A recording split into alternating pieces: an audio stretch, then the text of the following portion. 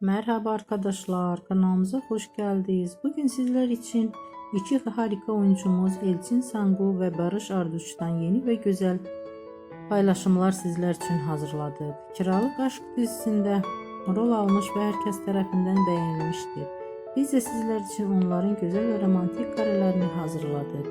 Bu videoların devamlı gelmesini istiyorsanız kanalımıza abone olup yorum yazmayı unutmayın. Hələlik bizdən bu